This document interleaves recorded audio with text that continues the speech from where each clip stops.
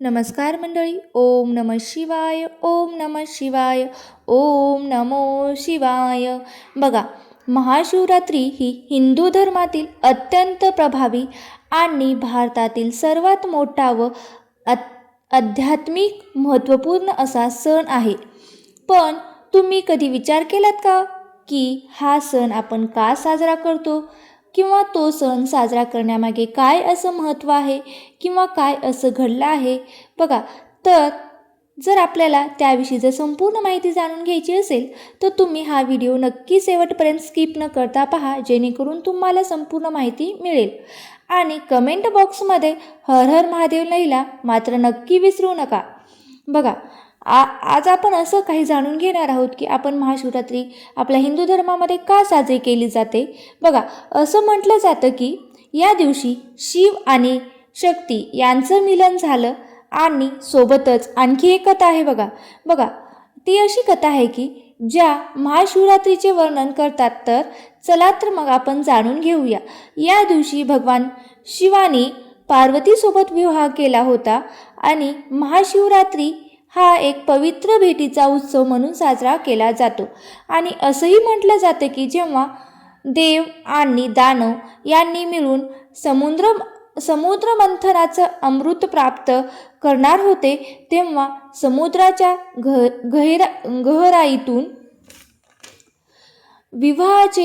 विषाचे लोट बाहेर आला होता. तेव्हा भगवान शिवने ते मानवजातीला आणि देवतांना वाचवण्यासाठी ते विष प्राशन केले होते, म्हणून त्यांना नीलकंठ सुद्धा असं म्हटलं जातं.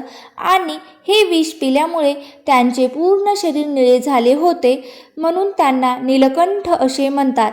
तर त्याच कारणामुळे जगाचे उद्धार करते, ज्यांनी या जगाचा उद्धार केला, त्यांच्या सन्मानाप्रती आपण महाशिवरात्री हा सण साजरा केला जातो. दुसरी कथा अशी आहे की जेव्हा देवी गंगा पूर्ण शक्तीने जेव्हा स्वर्गातून पृथ्वीवर अवतरत होती, तेव्हा भगवान शिवनी देवीला आपल्या जठामध्ये पकडले आणि धाराच्या रूपात त्यांना पृथ्वीवर सोडले आणि सोबतच पृथ्वीवर विनाश होण्यापासून थांबवले.